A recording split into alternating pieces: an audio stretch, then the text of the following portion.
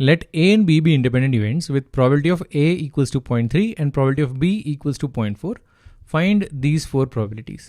तो हमें दिया हुआ है कि A और B इंडिपेंडेंट इवेंट्स हैं, probability of A है 0.3, probability of B है 0.4 और हमें निकालना है probability of A intersection B, probability of A union B, probability of A given B और probability of B given A. तो एक बार वीडियो पॉज करो, खुद से ट्राई करो. ओके, साथ में करते हैं. पहले A इंटरसेक्शन B की probability निकालते हैं. हमें गिवन है A और B इंडिपेंडेंट है, यानी कि probability of A intersection B ये बराबर है probability of A times probability of B के. तो यहाँ पर हम ये चीज़ लगा सकते हैं. ये निकालने के लिए इन दोनों प्रोबेबिलिटीज़ को मल्टीप्लाई कर देंगे. ये हो जाएगा 0.3 टाइम्स 0.4 यानी कि 0.12. तो probability of A intersection B आ गई 0.12. इसको यूज़ करके हम probability of A union B निकाल सकते हैं.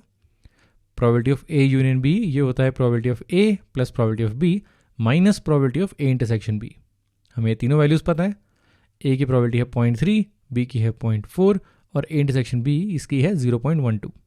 तो ये हो जाएगा 0.3 प्लस 0.4 माइनस 0.12. ये है 0.7 माइनस 0.12 यानी कि 0.58. तो probability of A union B भी आ गया हमारे पास. अब निकालना है probability of A given B और probability of B given A. ये कंडीशन प्रोबेबिलिटीज़ निकालनी है. A गिवन B निकालते हैं. फॉर्मूला कहता है probability of A given B ये होता है probability of A intersection B divided by probability of B. तो ये हो जाएगा A इंटरसेक्शन B है हमारे पास 0.12, यह है 0.12 divided by probability of B ये है 0.4, यह है 12/40. अगर 4 से डिवाइड करें ये आ जाएगा 3/10 यानी कि 0.3. Probability of A given B आ गया 0.3. अब probability of B given A निकालते हैं सेम फॉर्मूला से. यह है probability of A intersection B divided by probability of A. यहाँ पर डिनोमिनेटर में B आएगा, यहाँ पर डिनोमिनेटर में A आएगा.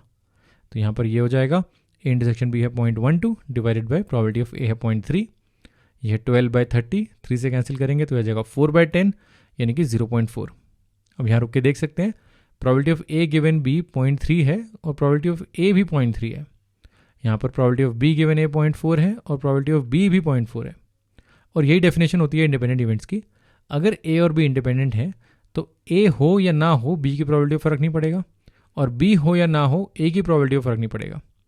तो probability of A given that B happens is same as probability of A. 0.3 है, यहाँ भी 0.3 है. और probability of B given A happens is same as probability of B. तो अगर पता लग जाए कि A हुआ है उसके बाद भी प्रोबेबिलिटी ऑफ B सेम ही रहेगी, 0.4 ही रहेगी. आगे बढ़ते हैं, एक और क्वेश्चन ट्राई करते हैं.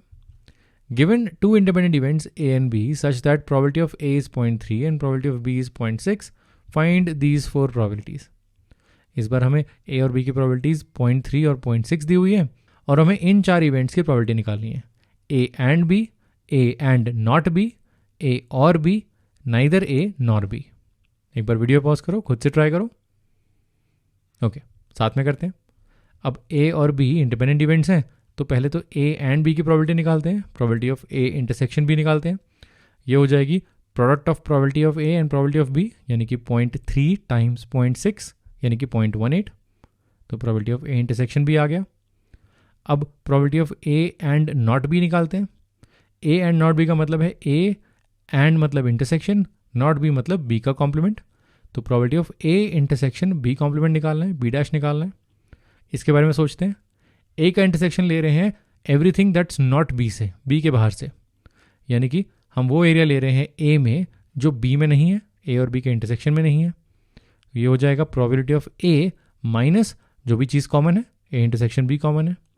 तो इसकी वैल्यू हो जाएगी probability of A minus probability of A intersection B. और इन दोनों की वैल्यूज हमें पता है.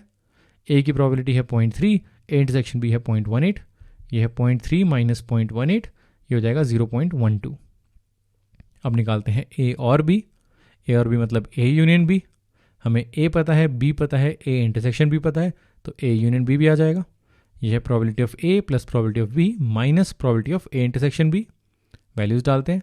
यह है 0.3 प्लस 0.6 माइनस 0.18, तो हो जाएगा 0.9 माइनस 0.18 यानी कि 0.72. फाइनली इस पे आते हैं. Probability of neither A nor B, A भी नहीं चाहिए और B भी नहीं चाहिए, तो हो जाएगा probability of A dash intersection B dash. A के बाहर वाला इंटरसेक्शन B के बाहर वाला, इसको हम लिख सकते हैं probability of A union B dash. A और B को मिला ले, अगर A यूनियन B बना ले उसके बाहर. अब इसके कॉम्प्लीमेंट की प्रोबेबिलिटी हो जाएगी 1 minus probability of A union B, ये हमने अभी निकाला, ये है 0.72, तो ये हो जाएगा 1 माइनस 0.72 यानी कि 0.28।